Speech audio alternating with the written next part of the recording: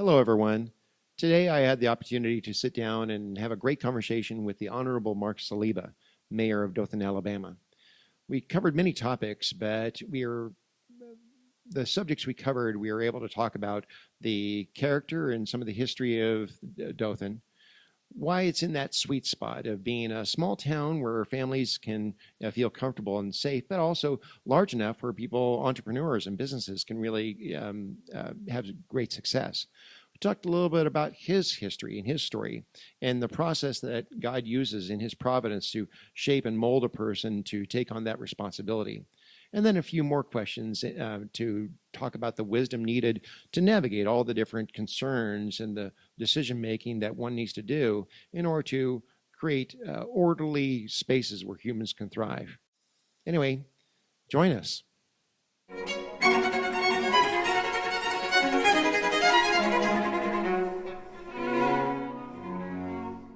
I guess we can begin this way. Sure. I really appreciate your willingness to come and talk to me. And being here, it seems like it's flown by, but I've been here, what now, 6 months? Okay. And still getting this accumulated, acclimated, getting to know the community. But I'll just kind of premise it with this. I spoke yesterday for my birthday. A friend of mine from my own hometown gave me a call. I was asking, because he still lives in my old hometown of Redding, California. Yes. And I said, how is it? I haven't been back there in years. And I asked him, has Redding, because it's so far north, so far north that San Francisco, all that is a entirely different world. I said, is it far enough north? Has it been spared a lot of what we oftentimes see in the news negatively about California? Mm-hmm. He said, lamented, no. He says, all that has come into Redding. And you always know that you can't go home because you changed since you left. Yeah. But you always hope that at least home would be a good place to visit and at least reminisce and see. He says, no, the homeless problem, a lot of other ways in which you see about in the news about California politics has filtered its way into that. And so as a result, this feels like my hometown I grew up in.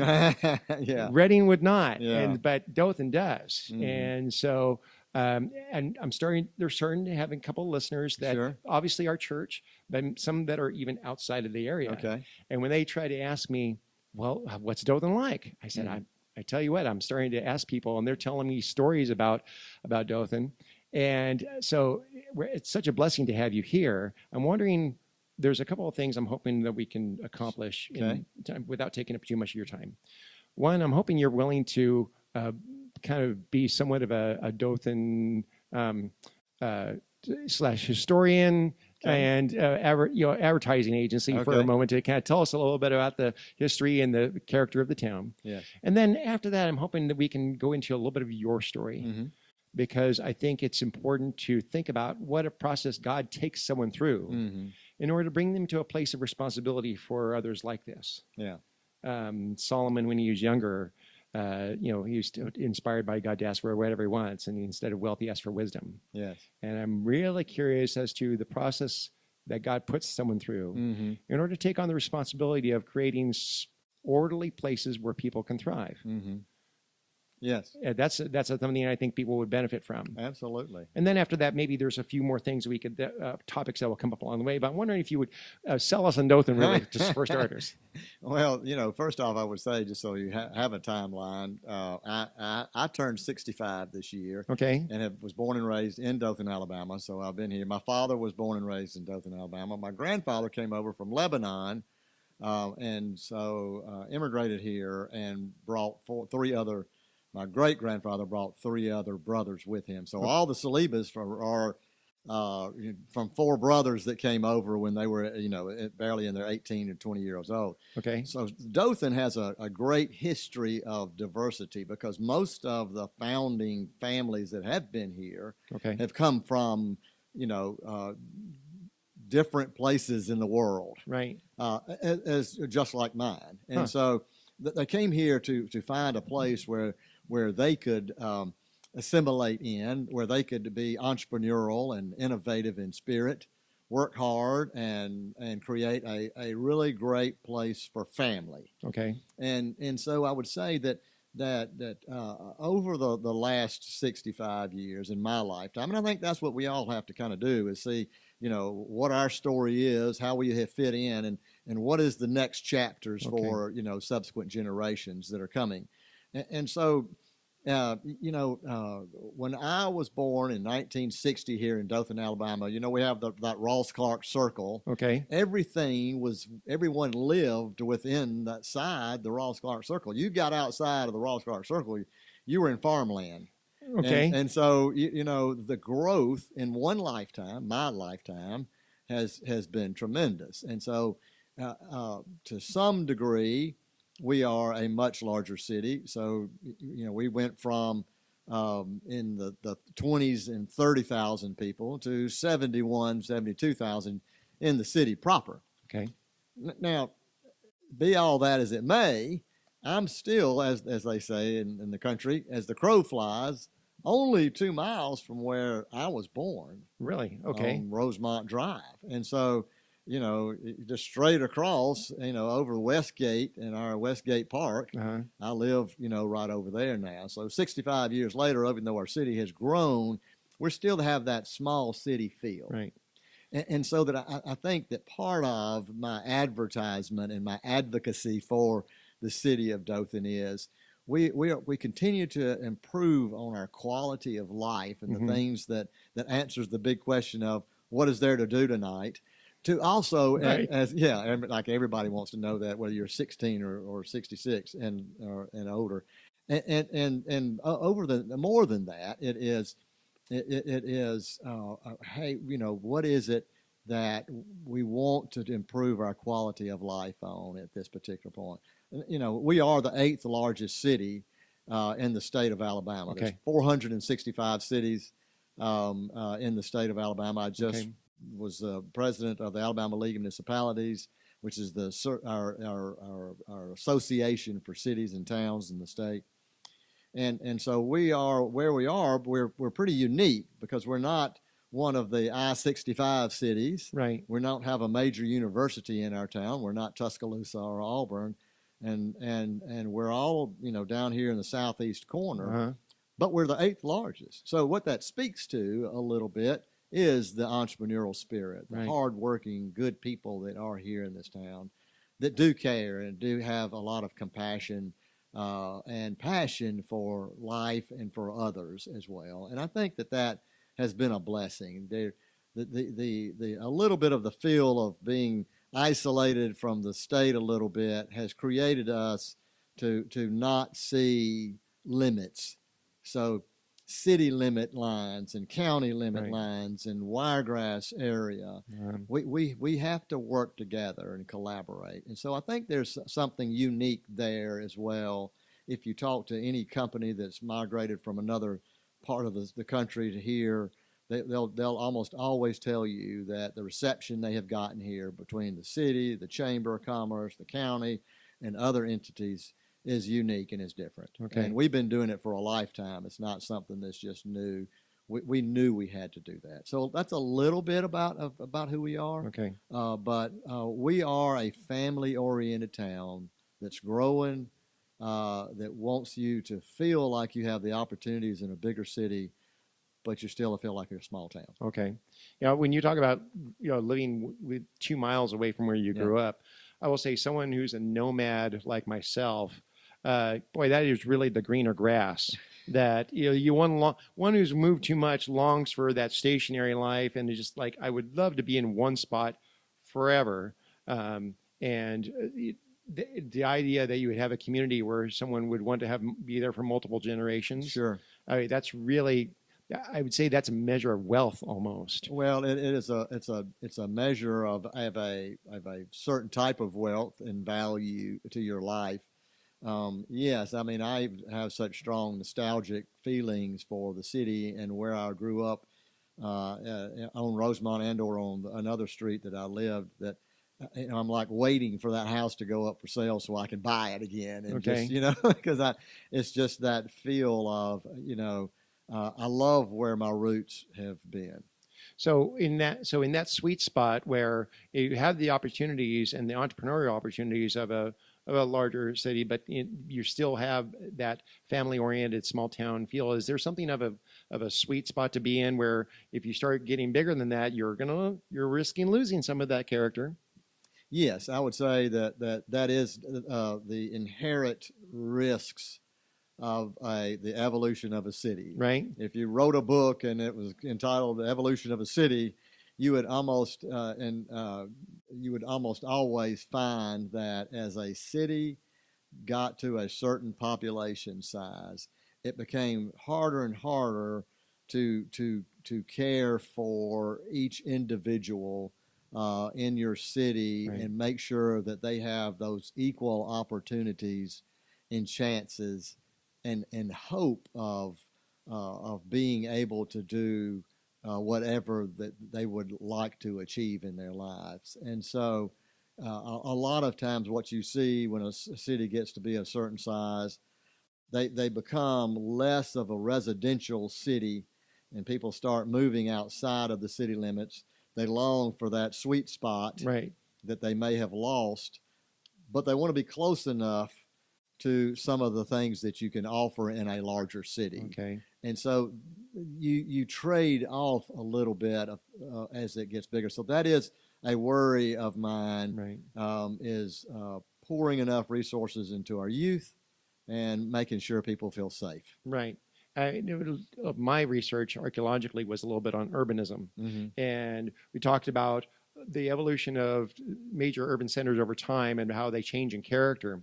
My research specifically had to do with shared ritual, and ancient cities of ancient Mexico had these large public works projects that for shared ritual, and then once those reached their carrying capacity, now you're restraining how many people wanted to be there because they couldn't all worship in the same space. And now,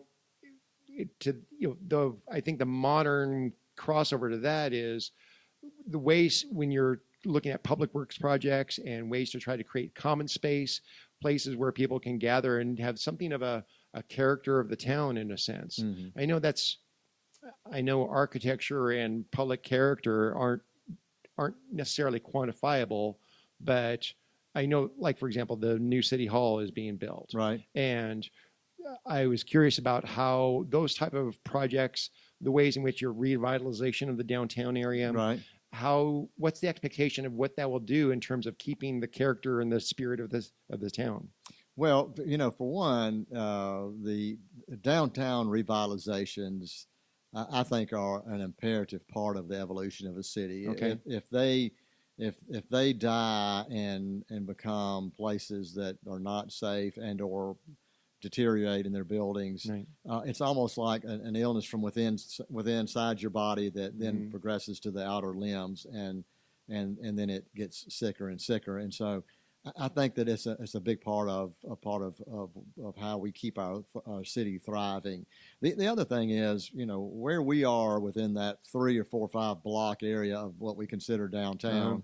That is the actual birthplace of our city. Okay. So, again, going back to my heritage, my great grandfather's first store when he came over in the late 1890s, early 1900, is only a block from where City Hall is now. Oh, really? Yes. Okay. So we emanated from out within our downtown area. So neighborhoods were birthed, and businesses came along alongside of the neighborhoods in the downtown area, and then our first neighborhood got developed, and on so forth and so forth. And so it's part of our city and our growth. But I think that speaks to a revitalization or revival of who we are, how we got to where we are today, and being in that downtown area. Okay. So that's important, I think. So yeah. So when the town I grew up in, there was downtown was cut through the middle by the Sacramento River, Mm-hmm. and they had basically it created two halves of Mm-hmm. Reading. The area that was considered Reading proper, which was on the west side of the Sacramento River, but I-5, once it was constructed, went through the east side of town, Mm-hmm. and the commercial center of gravity really shifted Mm-hmm. over to I-5. Mm-hmm. And so as a result, it was very, very difficult to keep the downtown area a place where businesses wanted to remain, stay, keep clean, keep updated and beautiful architecture. Mm-hmm. Where's the commercial center of gravity for Dothan? Where would you say that is now? Well, our growth of our city has continued to be in a northwesternly, direction. Okay. And so, from our Highway 231 to 84, 80, going out west to 52, it's been a northwest growth. Now, there's a lot of theories and reasons why that may have been that way or why that is that way. Okay. I think a lot of times it's because of where the people that are coming into your area to do business, either during the week, are coming from. So Okay. from Montgomery and or from Atlanta, Columbus, in that area from down 431. Okay. So our growth has been out northwest. And so, and I always tell the story that, as I'm a home builder by trade, residential contractor, and so, a long time ago, 30 years ago, there was a terminology, and it came out of the National Association of Home Builders called smart growth. Okay. Now, we're a pretty fiercely independent group of people, Right. and so we don't like to be told where we can and can't build.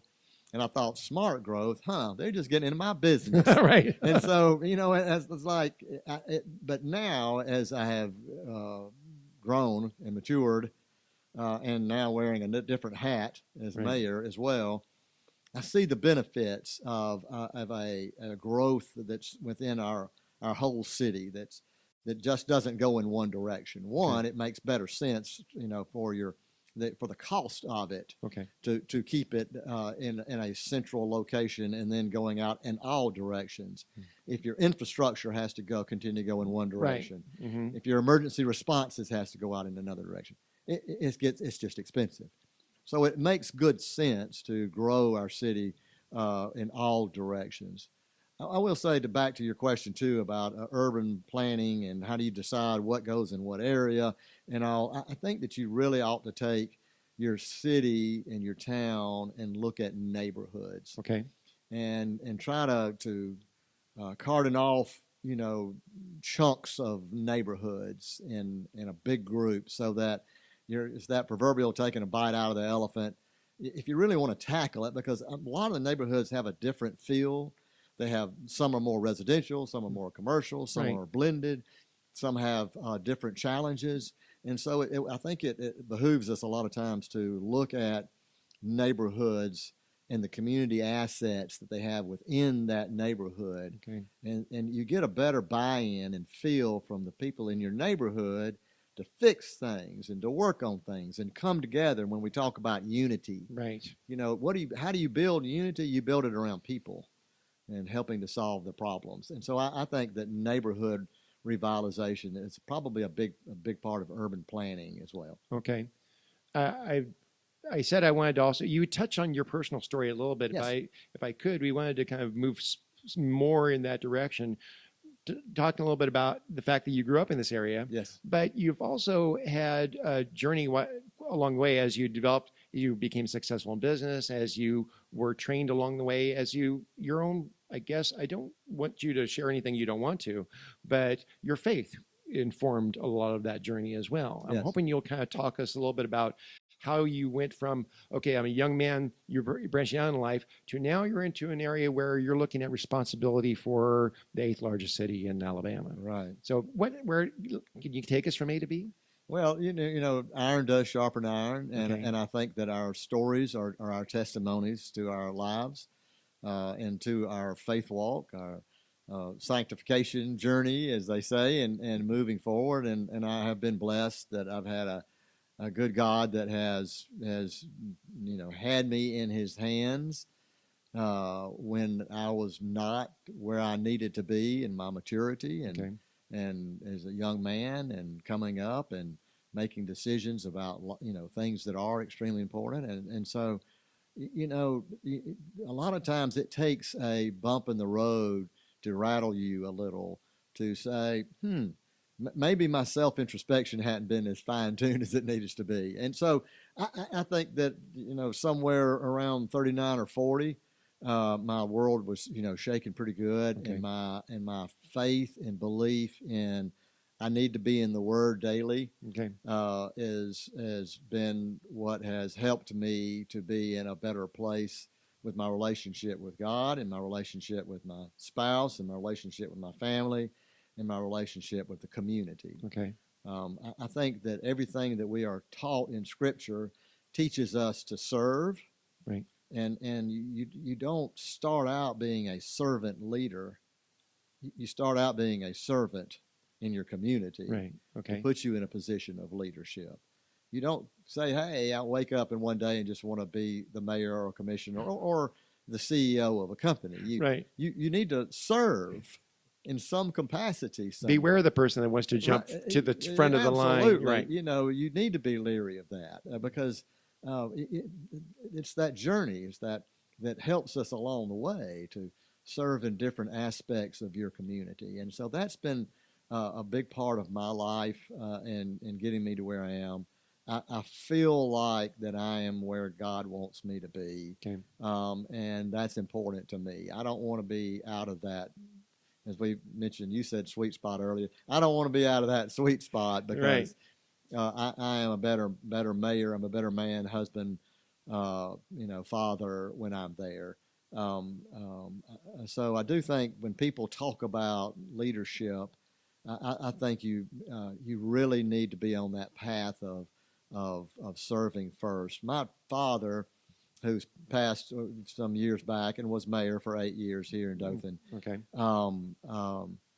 He had this ritual that with his 3 kids. I'm the youngest of 3, and even when he passed and I was in my late 50s, early 50s, well, my early mid 50s when he passed. Up to that point, he had this tradition of he would keep notes on his 3 children. And he would things that he would keep on a paper. And then when he got about 8, 9, or 10 notes, he would call you into his office, and we would have a sit down, and he would discuss those with us, even at 55. Right. And so you would think at some point, well, golly, isn't that too old?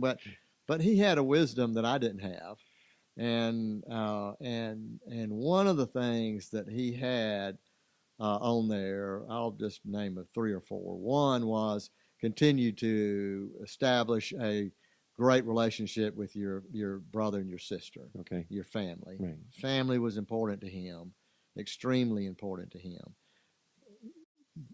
Continue to serve in the community in some capacities, right. and make sure that you're doing that. And the other was to, at some point, please consider running for either commissioner and or mayor of the city. Now, when was he mayor?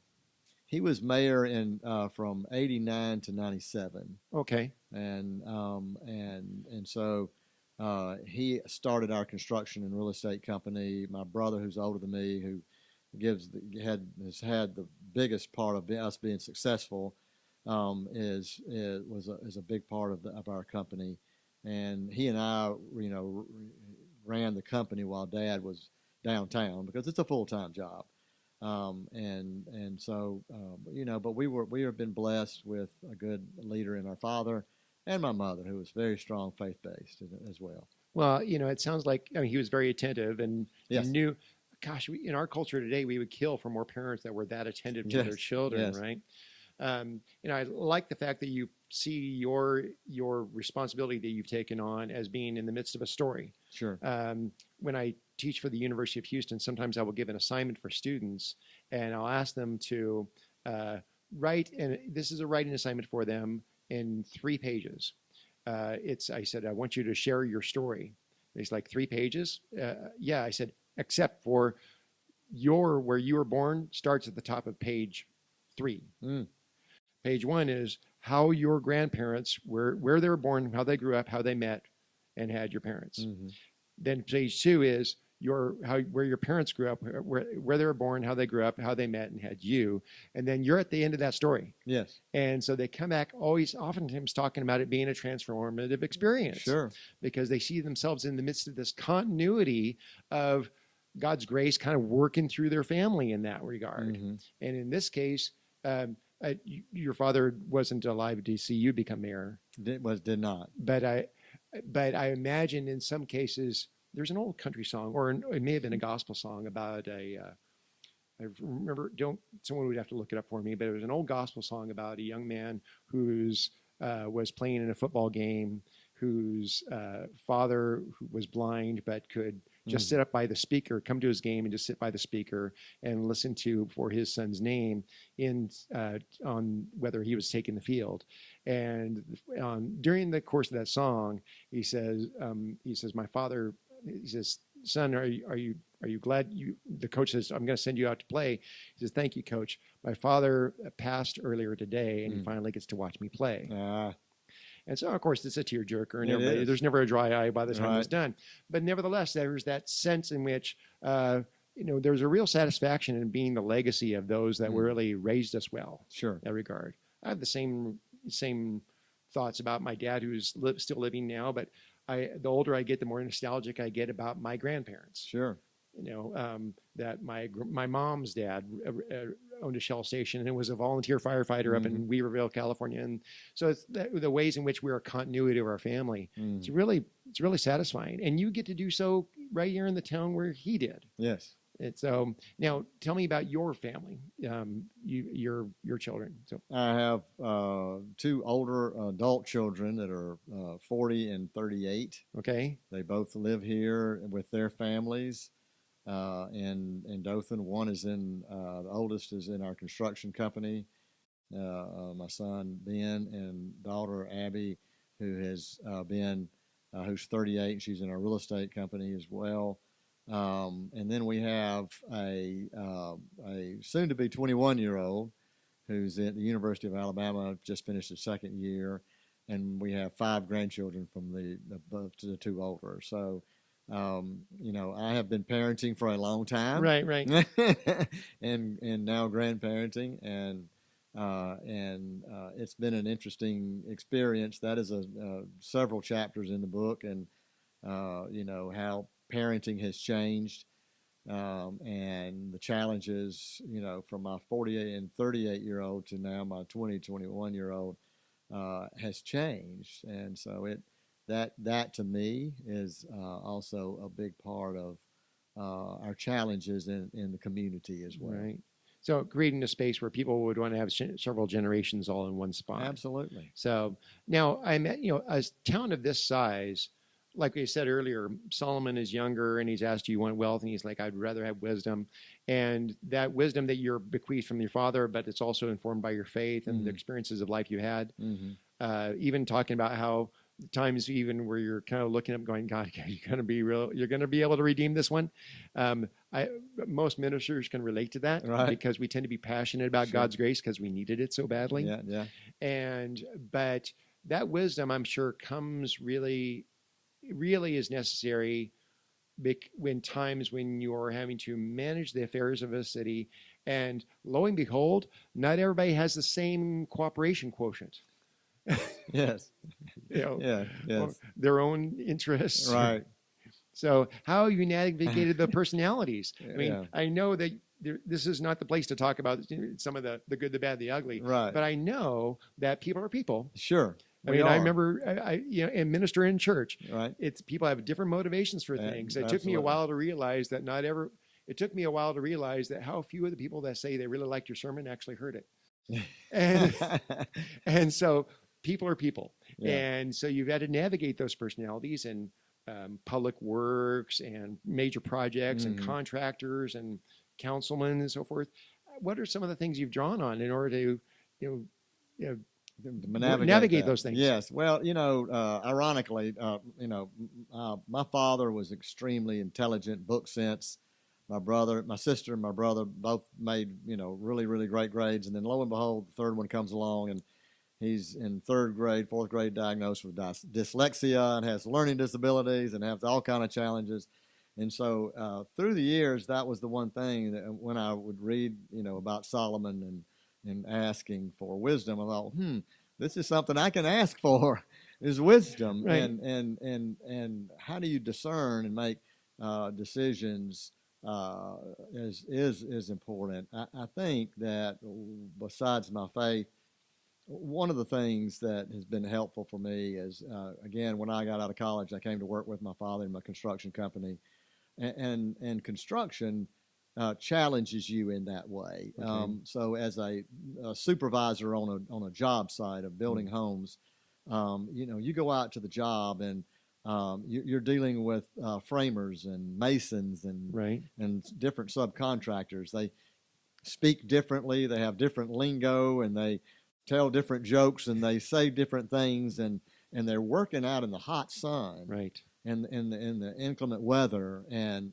so their challenges are different, and so you have to be able to communicate with that group in a different way, on a different level, Right. not intelligent level, but just a different level, Mm. because of the you got to be empathetic and compassionate to the fact that they are doing hard work. Mm. You have engineers and architects and those that are the brainier side of our business, and that are telling you how to design things, and then they come to us and our subcontractors and they say, this is how we want you to do it, and we'll say, well, that doesn't necessarily work on, it may work on paper, but it may not work Right. out here. And so communicating with them. And then you got a home buyer, an owner that's really vested, financially into this, and they're extremely, passionate about what they're doing here, and it means a lot to them, and so you got to communicate differently with them. You never know when you go on a construction site what you're going to encounter. Right. Not only in the people groups and the communication, but materials not showing up. Somebody's sick. This framer wasn't able to get here. We're delayed. There's always something roadblock that's thrown in your way, and most people's jobs are a lot like that. But being the mayor is a lot like that, Right.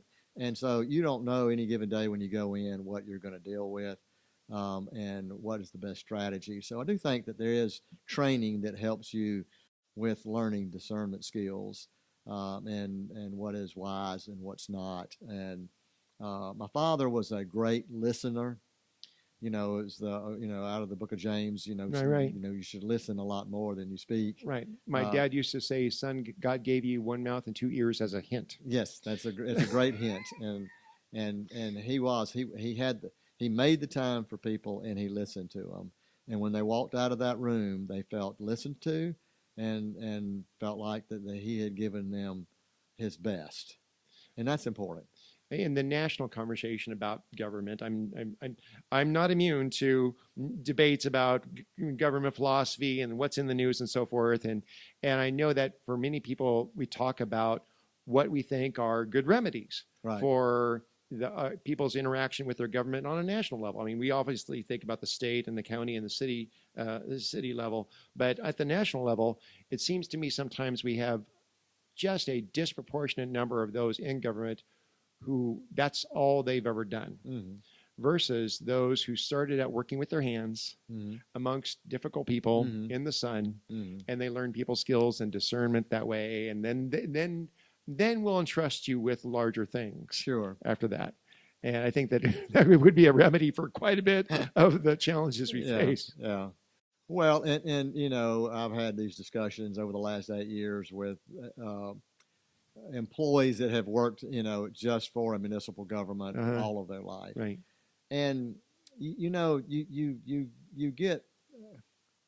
you get tinted and colored with the things that happen in your life and the things you have to do every day, Right. and who the people, us humans, that we have to deal with each other, and so a lot of times the challenge with, I think, with municipal and or federal, state, government employees is they get a lot of people that are coming in that they don't like to be told no. They don't Right. want to be told another rule or regulation. They come in later, and that's the old, hey, we'd rather ask for forgiveness than ask for permission, and so they get inundated with all of that all the time, and so it makes them, I think, challenges them to really then sit back and think, the shoe on the other foot. Right. How would I want to be treated? Now everybody has that in every job, and so I think that whole just putting yourself in someone else's shoes makes a lot of sense. That was one of the big lessons I got from my father, Mm. because he retired deputy director of science for the California Bay Delta Authority. He was a water engineer, Mm. and he'd been numerous different conferences. He'd been really well respected in his field. And when I asked him what were some of the favorite parts of his job, it typically was, he'd say, putting on my boots, going out, standing in the middle of a farm with a farmer to talk about irrigation Mm-hmm. and how much water does he need versus how much can he let continue to go down the stream for his neighbor? And that's because that person's dealing with survival. He's dealing with things like this, and you're out in the dirt, and that's the earthy aspects of the job. And it always was. He said that was some of the most fulfilling times. And I think that there's in Christian ministry, I felt the same way, where there have been times when you could be more stay in the study and you could just do everything in the four walls. But my most fulfilling times always was being out amongst people who they're dealing with the things of life. Yeah. And you've gone through that with them. Absolutely. You understand where they're coming from as Sure. well. Yeah. You've been able to kind of walk. What's the old Steve Martin quote? If you before you criticize a man, walk a mile in his shoes, because then when you criticize him, you'll be a mile away and have his shoes. Yeah. But I mean that's the idea of seeing it through that other person's eyes. Absolutely, and it's more personal, and I think that's the part that you're speaking to as well. Is that when you're talking about someone and again just being empathetic and compassionate. And understanding about what it is that why they're sitting in front of me. Why are they mad? Why don't we search for that first? Who knows why we are where we are? I think we're a little more divisive now as a nation, and it hurts my heart. Passionate, definitely. And so I think that we got to seek that middle ground again and find a better way to solve the topics and issues that challenge us. So I don't want to take up too much more of your time, but I do have one more thing I'd like to talk about. So you've had one term or two? Two. You've had two. Yes. You're running for re-election. That's correct. And so aside from just keeping the job, what are specific things that you'd say, in this next term, I'm running for re-election because I want to continue XYZ projects and jobs and things that just need that continuity of leadership. Sure. What are some of those things? So, one, I would say that we are in a great place for economic developments, and I don't worry about them as much because they seem to be coming pretty steadily now. The formulas that not only myself and our commission over the last 8 years, but others before us, we're standing on the shoulders of giants, and so I think that we're in a place where we're in a good place with economic development and workforce development. So number one, I think that's comforting. Number two, we have started some projects, some in the downtown area and the revitalization as well in some of the other parts of the city that I would like to at least see what can get done over the next 4 years, so that it doesn't roll back and it continues to roll forward. Okay. Secondly or thirdly, I would say that there are two pieces. The quality of life is I think is important to me now, because we do have the other pieces of the formula I think in place, and that is pouring as much resources as we can into our youth. Okay. Children and youth from kindergarten and pre-K on through high school. They're coming out. And whether they're in our public school system, whether they are our youth that are homeschooled or independent or faith-based schools or college preparatory schools, all of our youth, they are our future, and they're a part of who we are, and I think it's just extremely important that we spend more time figuring out what is the best way to help them be the very best that they can be. Okay. I think all cities, everyone, everywhere, no matter what the size of the city is, they want to feel safe. Right. And not only walking around, safe and crime safe, but my drinking water is good. Right. My emergency response is good, from the fire department, from the EMTs, from the ambulances, from the police department, and whatever that might be, the services that you expect. I think that that's extremely important, and I want to make sure that we are headed in that direction. I remember when all the Los Angeles fires that were taking place around New Year's, and an exacerbated reporter at one point basically just broke the objectivity and said, just put their hand on the desk and says, I really only need 4 basic things from my city: police, fire, water, roads. Mm-hmm. there's much more that we do. But Absolutely. he's like, if you can't keep the basic four, what else is going on? It's what I always call, when I explain it, especially to youth and younger people, Mm-hmm. that really municipal government there are some basics of municipal government. Right. Mm-hmm. And we are a service industry, and it is. That's Yes. some of the basics. There's other topics that, of course, and that you have to deal with and want to deal with. Right. But if you can't do those right, Right. you're not going to be able to do it. You're not going to grow.